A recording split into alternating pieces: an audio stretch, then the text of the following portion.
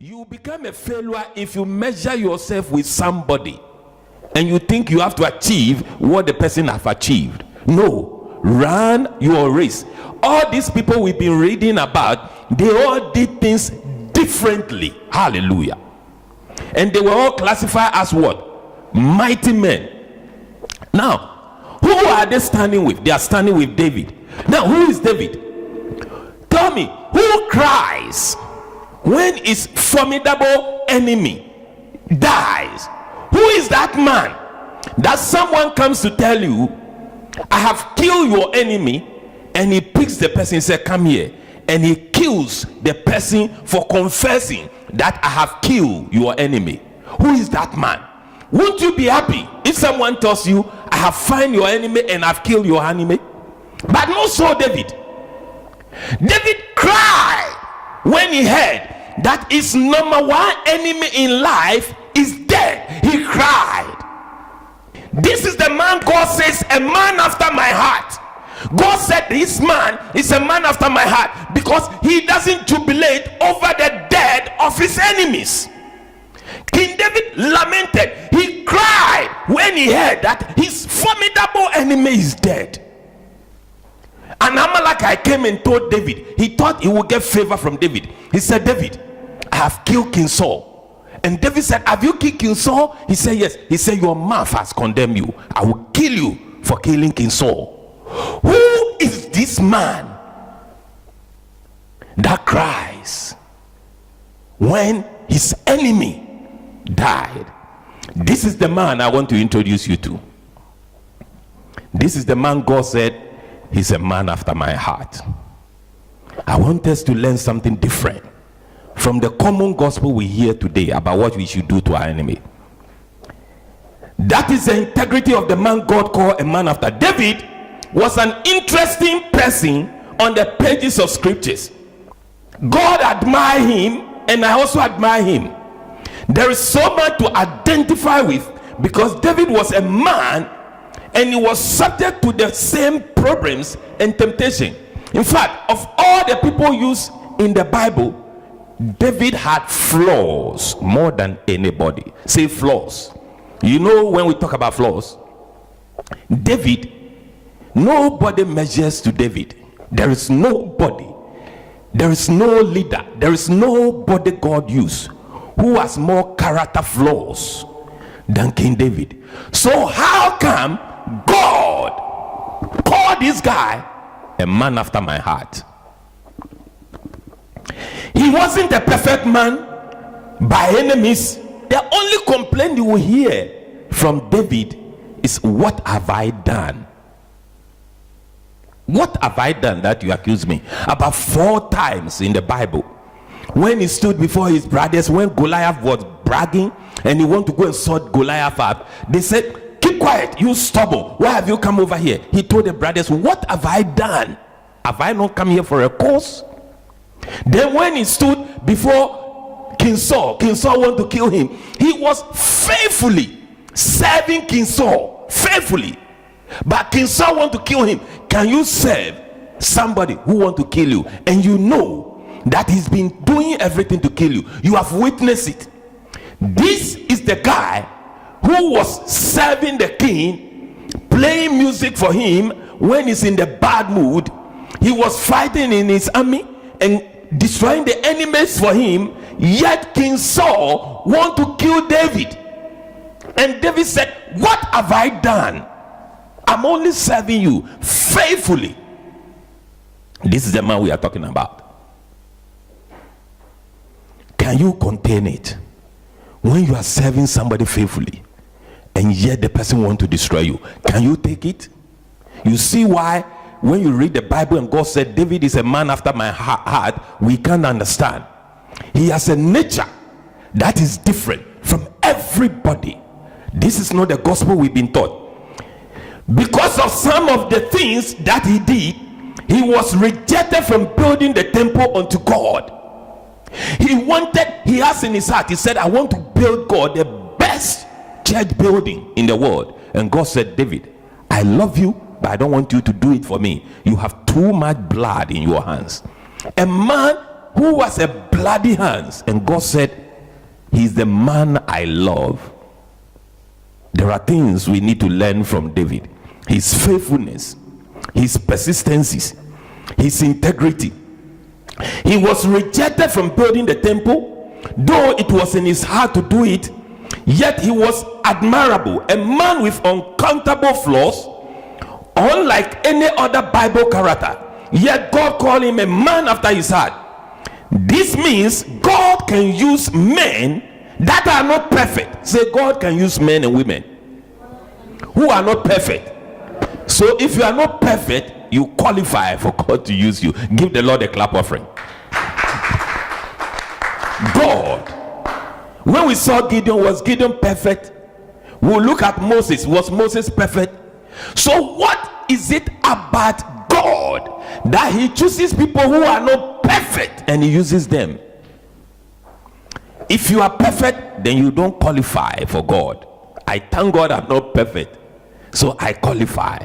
When we were reading from Corinthians, he said, beloved, remember your calling, that not many of you were wise, not many of you were noble, not many of you were good characters, but God showed favor. Hallelujah. David was far from perfect.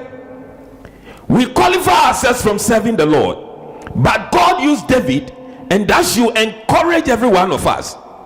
If God could use a guy like David, then God can use us.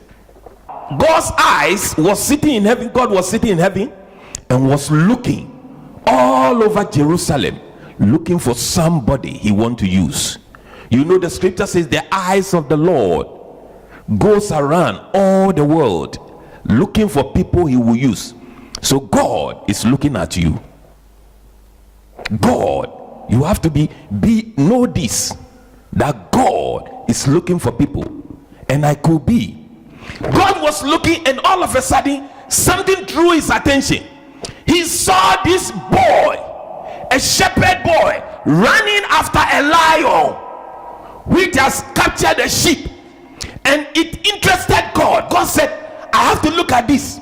He was looking at this innocent boy at the age of 12, chasing after a lion which has captured one of his sheep. He ran after the lion, killed the lion, and took the sheep out of the mouth of the. And God said, this is interesting. I've never seen a boy so brave like this guy. An adult won't do this, because you know that this lion can turn at any time and kill you. But this boy, whether ignorantly or not, you see, let me tell you something. In those days, shepherding is a dangerous work. Shepherding is not for weak and faint-hearted people.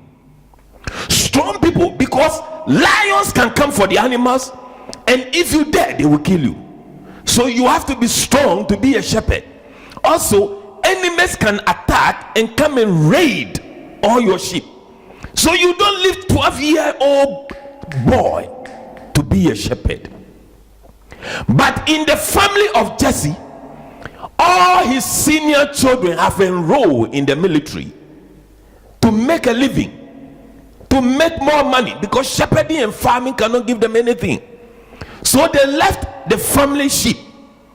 They had no other chance to assign David, 12-year boy, to go and overlook this dangerous work.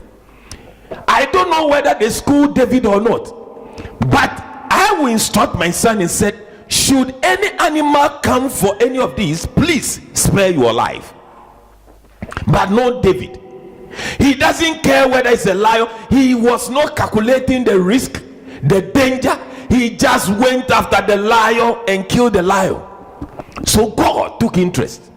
Then another day, still God was in heaven and saw this same boy again. This time not a lion, running after a bear which has come for another sheep. And this boy ran after the bear, killed the bear, and took the sheep. God said, I love that boy. I am interested in that boy. My search is over. He called the angels. He said, let's go and get Samuel. Samuel responded to God. He said, take the horn, anointing horn, put oil in, go to the house of Jesse. I have found myself a boy over there who will be king over my people. Nobody knew this testimony. King David hid it from his family, because I'm sure if he had told the family that a lion came after the sheep and I ran after the lion, he might be in trouble. They might tell him, David, you don't do that. You watch people who do security job over here in this country. They will tell you, if someone comes to steal and they are running, don't chase them, let them go. There is insurance. I am sure. But God saw something about this naive and innocent boy, that he will not take no. He will not sit down and something that has been entrusted into his hands to watch it spoil. That's not David.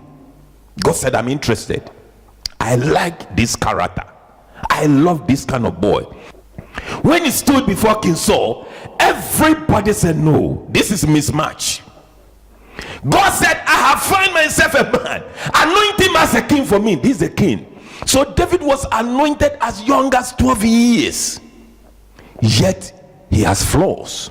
But there's something God saw about him.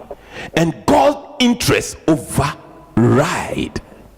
God's interest override every shortcomings of this man. Hallelujah. Give the Lord a clap offering. What am I saying? When God takes interest in you, whatever your shortcoming, God will adjust to it. Say, God will adjust to it. God will adjust to it. God said, wow, I'm interested. After you have discovered your assignment, you have to mature. Now, we know that King David is very good at protecting the sheep. But the assignment God has for him is not over sheep. But God saw traces of a leader who can go to whatever extreme to protect his people. And that's what God is looking. You know, when Jesus came, he said, I will leave the 99 righteous people and I'll go and look for what? The one that is lost. So Jesus saw himself in King David. By the way, there's so many things we can see in King David which was in Jesus. Jesus saw traces of himself in that young man. Now, when Goliath showed up, everybody, including the king, was hiding. Then God started smiling because he knew David. God knew that if David get there, that boy doesn't reason. He doesn't see any obstacle.